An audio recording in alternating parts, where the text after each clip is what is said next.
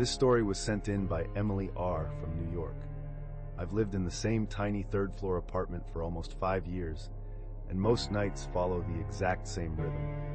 I work late shifts at a small cafe a few blocks from my building, so by the time I get home, shower, and settle in, it's usually somewhere between midnight and 1 in the morning. I'm used to falling asleep to the sounds of the city, distant traffic, muffled conversations in the hallway, the occasional door slamming somewhere on another floor. New York has a way of making noise feel normal. That night, though, I remember feeling unusually tired. I'd pulled a double shift and hadn't eaten much, and by the time I crawled into bed, it was a little after 1:30 a.m.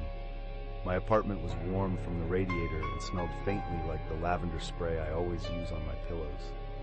I was half asleep within minutes, drifting in that fuzzy, in-between place where sounds feel far away. The first weird detail was so soft, I wasn't sure I actually heard it. It sounded like a whisper, the faintest trace of one, coming from somewhere near my bedroom door. I remember blinking awake, listening, and convincing myself it was probably someone in the hallway talking quietly while they passed. The walls in older buildings like mine carry noise in strange ways. Sometimes voices climb through vents or echo around corners. But then I noticed something that didn't make sense. The whisper wasn't moving.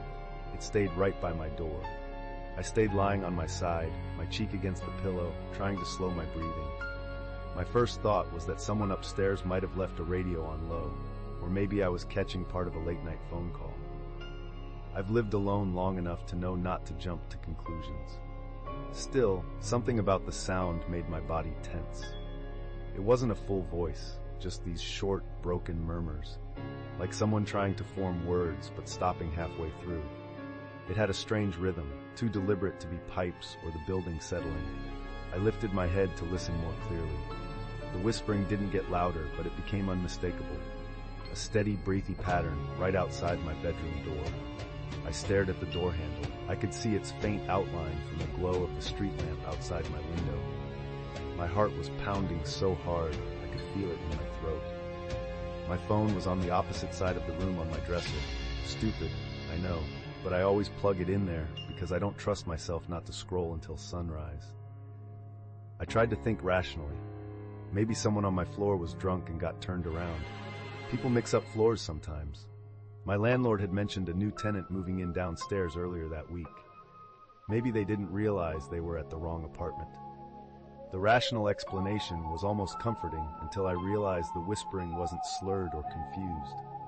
It had intention. Pauses, starts and stops. Like someone leaning close to the door, trying to get my attention without wanting to be heard by anyone else. I thought about getting up to grab my phone, but every time I moved even slightly, the whispering seemed to shift, almost reacting. Maybe I imagined that part, but in the moment it felt real enough to keep me frozen. After what felt like 5 minutes, though it could have been less, the whispering stopped. Not faded, stopped, like someone holding their breath. I lay there for a long time, staring at the door. Every so often I thought I heard a faint creak in the hallway, but it could have been anything. Eventually, I worked up the nerve to slide out of bed. I stayed pressed against the wall as I moved to my dresser and grabbed my phone. I turned on the screen, half expecting a shadow to show under the door. But there was nothing. I opened the door carefully, expecting at least to hear footsteps retreating down the hall. But the hallway was empty. The air felt still, like nobody had been out there for hours. I checked the front door next, making sure the deadbolt was secured and that the small chain lock was still in place. They were. I remember standing there for a long moment, looking through the peephole. The hallway looked normal. Dim lights, peeling paint, the same crooked fire extinguisher box. I barely slept the rest of the night. Every tiny noise made me jump. In the morning, I told myself I must have been overly tired. Maybe my brain scrambled the sound of a TV or someone whispering on the phone. People hear things when they're half asleep. But about a week later, I came home from work and noticed something off on my front door. A faint, greasy-looking smudge right near the handle, like someone had pressed their fingers there. It might have been from the maintenance guy. He was checking radiator valves earlier that month. But I kept staring at it, remembering the whispering.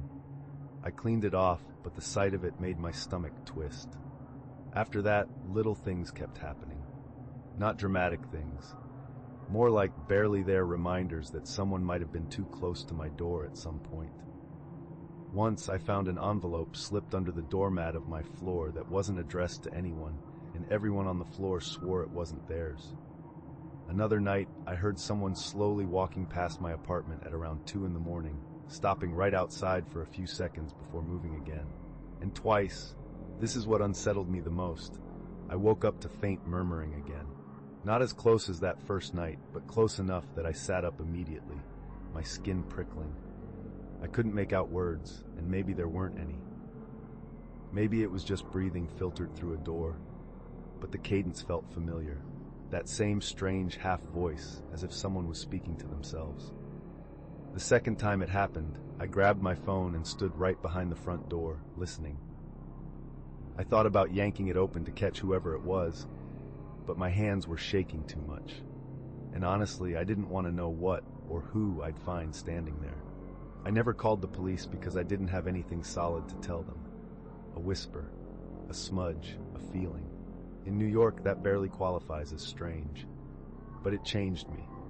I started triple-checking my locks every night, deadbolt, chain, the small sliding latch I bought online. I keep my phone on the nightstand within reach now. I sleep with a small light on in the hall.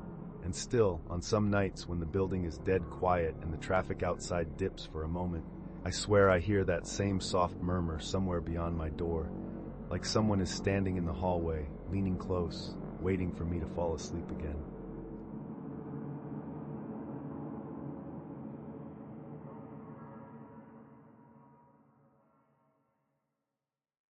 This story was sent in by Jason M. from Bakersfield, California.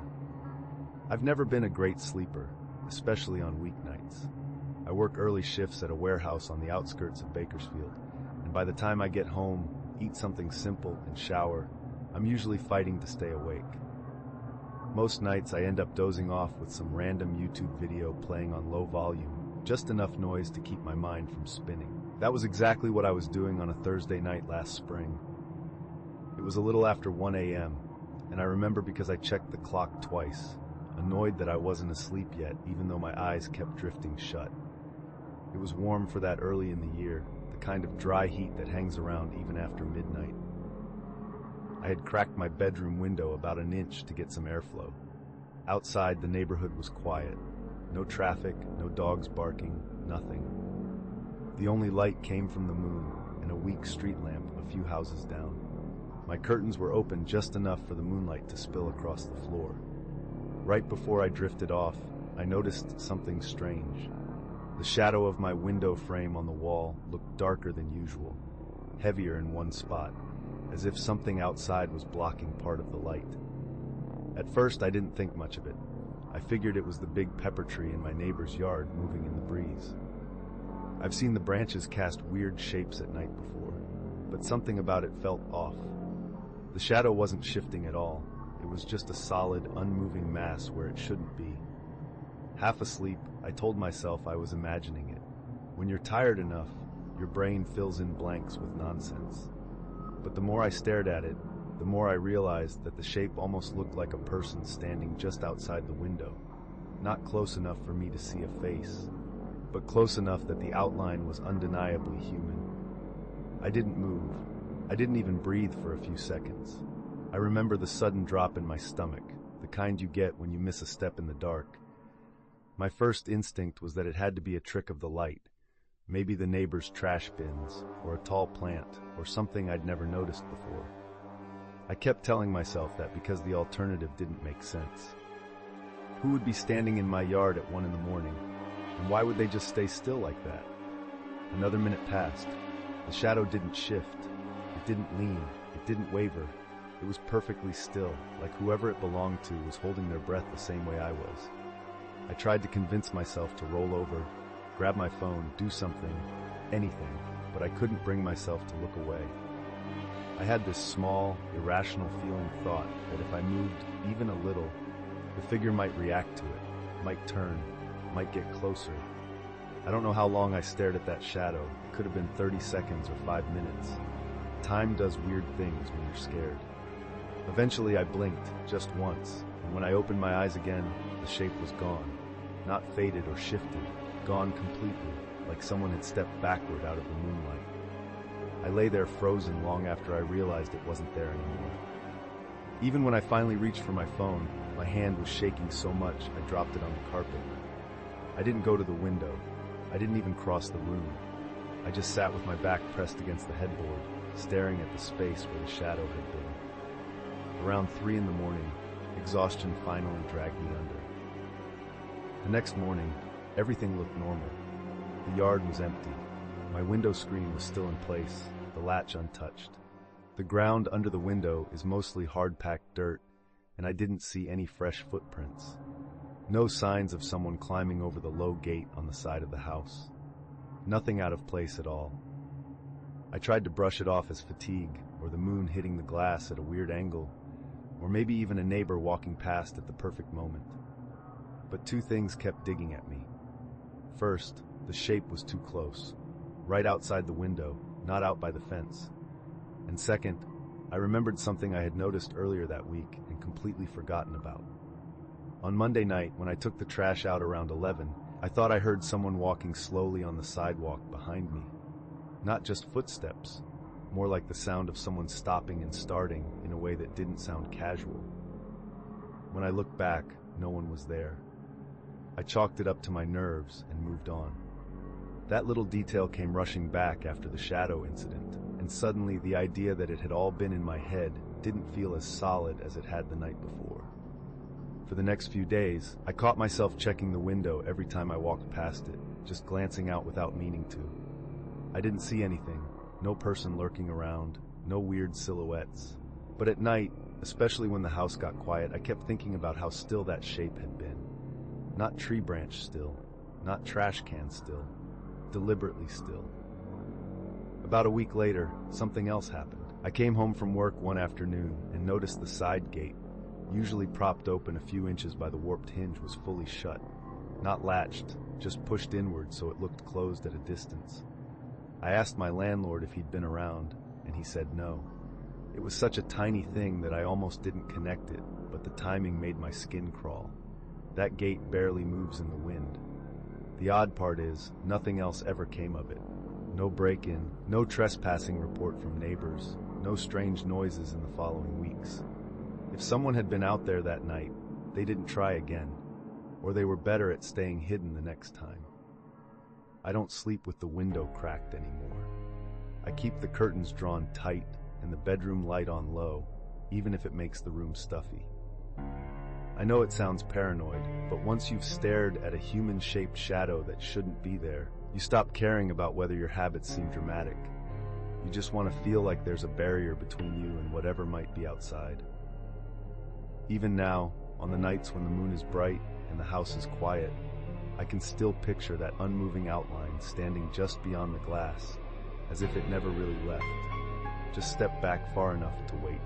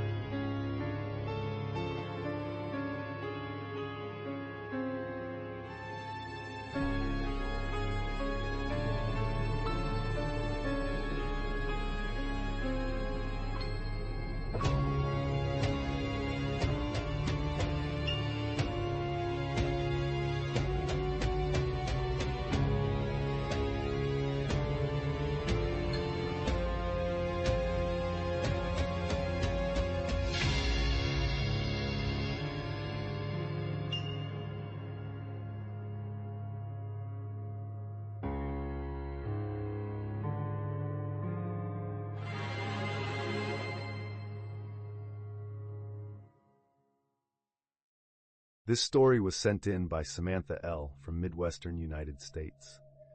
I've lived in the same mid-range apartment building for a few years now, the kind where people actually greet each other in the hallways and bring packages in for neighbors when it rains. It's not fancy, but it's comfortable, and for a long time I felt completely safe there. I work early mornings at a small accounting office, so I'm usually in bed before midnight, and by the time 3 a.m. rolls around, our hallway is normally silent. That night, I'd gone to bed around 10.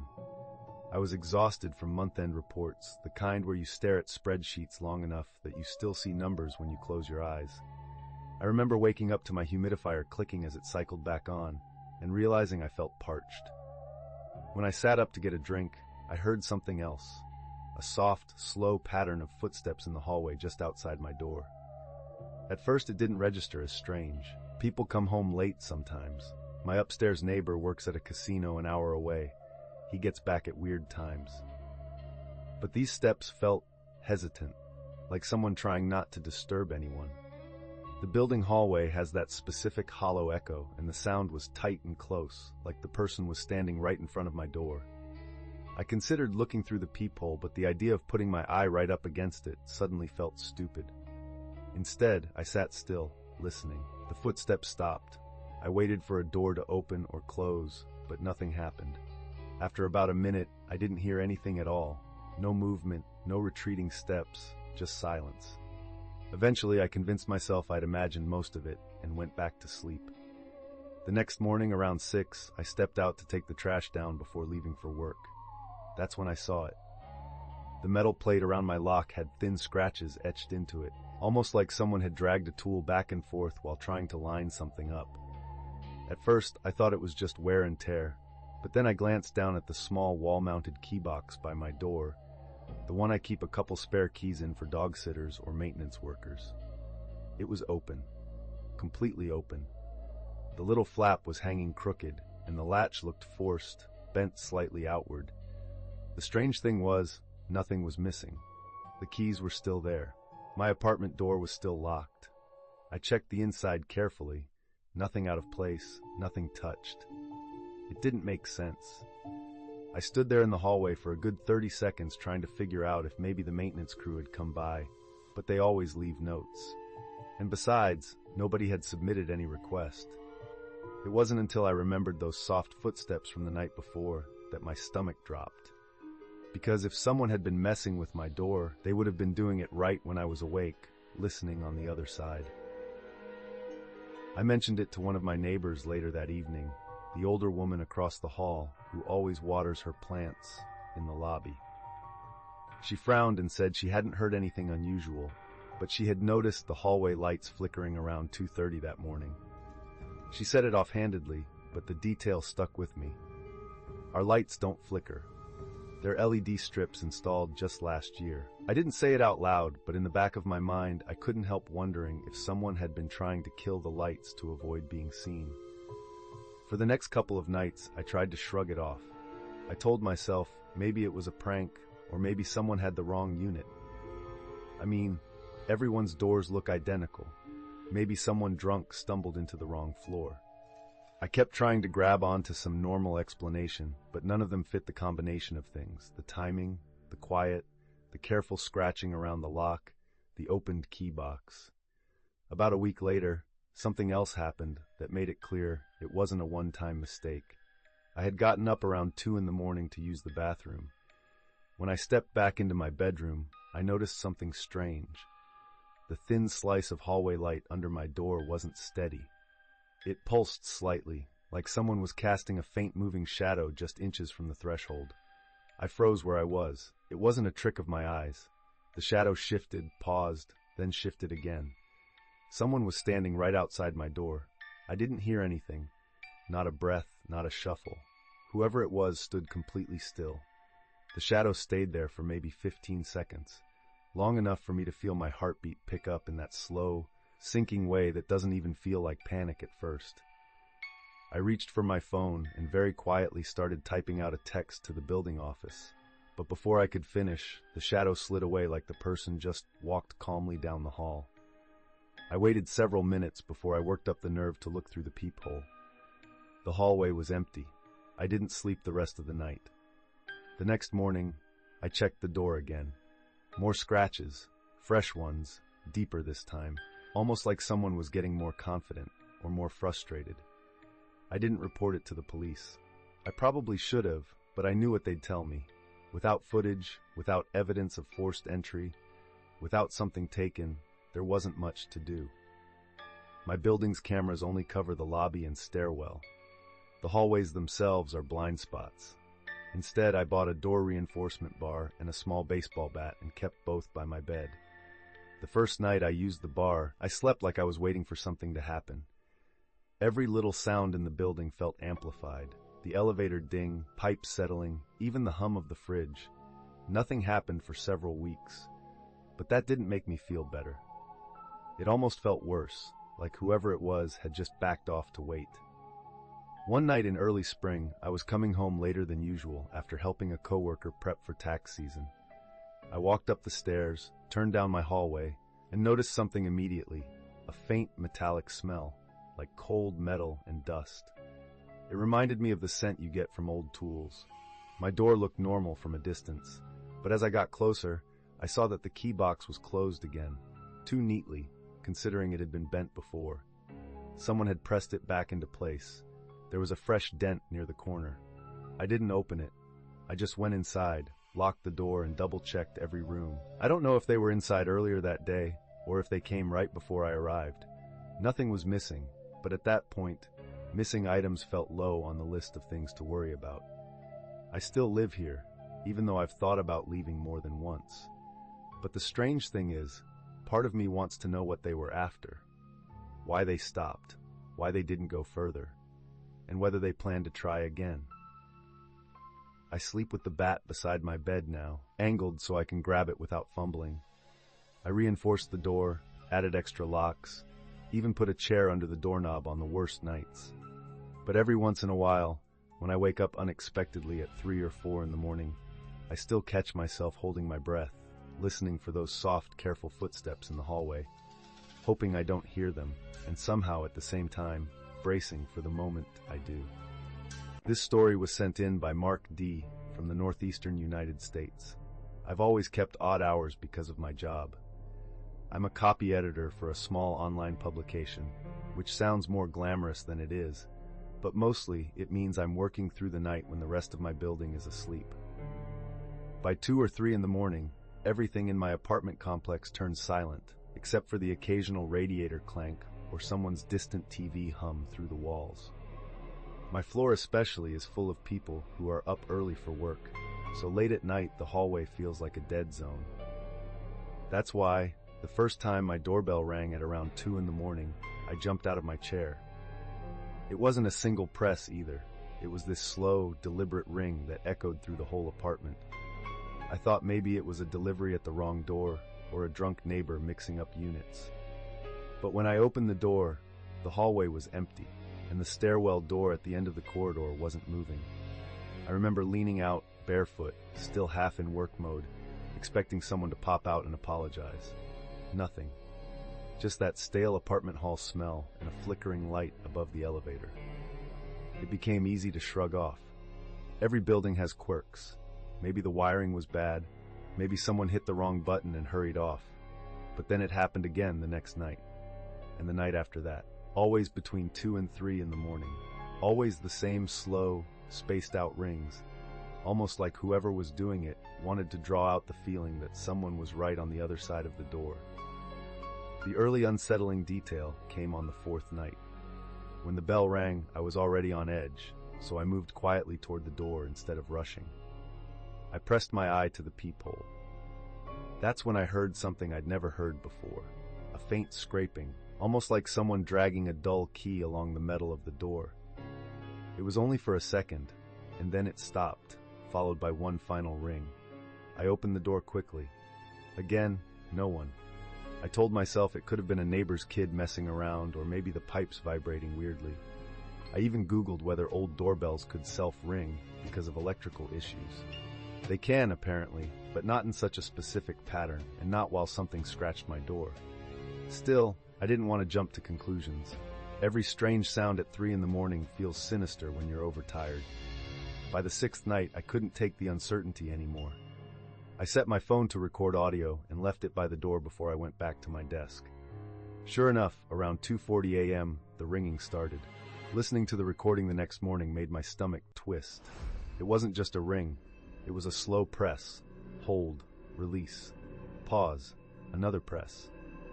All of it steady, like someone testing how long they could push the button before it stuck. And right before the last ring, on the recording there was this tiny shuffling sound. Close. Too close. Like fabric brushing against my door. I talked to my neighbors that day. No one had heard a thing. One guy on my floor had been awake with his newborn and swore he didn't hear any doorbells, let alone someone walking down the hall. I changed my locks that afternoon and installed a little adhesive camera above my peephole. I figured that would be the end of it. But that night, at almost the exact same time, the doorbell rang again, 3 slow presses. My camera didn't catch anyone. The hallway stayed empty the whole time. That's when the threat finally felt real. Not supernatural or anything like that. Just the idea that someone knew exactly when I was awake, exactly when to press the bell, and exactly how to avoid being seen. The next morning, the building manager knocked on my door. He wasn't usually around that early, so I knew something was off. He told me he'd been doing a routine walkthrough and noticed marks around my door frame. When I opened the door to check, I saw them immediately. Thin scratches along the paint near the latch, like someone had run a key or a screwdriver around the edge. The manager asked if I'd tried to pry the door open myself. When I told him about the doorbell, he got quiet and just said he'd keep an eye out. That didn't comfort me at all. That night I stayed up, sitting on the couch with the lights off, staring at the door. I wasn't waiting to confront anyone. I just didn't want to be caught off guard again. At around 2:20 a.m., before the bell even rang, I heard the softest noise from the hallway, like someone shifting their weight, trying not to let the floor creak. My stomach dropped. I moved silently to the door and looked through the peephole. Nothing, just the same dim hallway. But then the bell rang from right underneath my eye. It sounded so loud, so close, like the button was being pushed from inside the apartment rather than outside. My whole body tensed. I didn't open the door.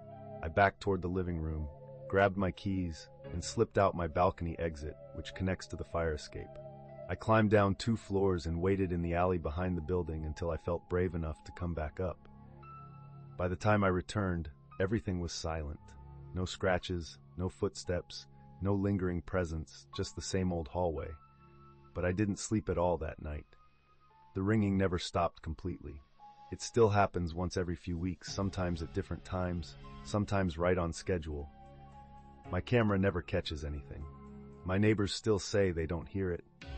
Whatever the explanation is, I don't open my door past midnight anymore. I keep my phone recording every night, and I sleep with the balcony door unlocked. Not because it feels safer, but because it gives me another way out. And on the nights when the doorbell rings in that slow, deliberate rhythm, I sit perfectly still, listening to how close it sounds. Close enough that sometimes I honestly can't tell whether the ringing is coming from the hallway or just a little too deep inside the walls of my own apartment.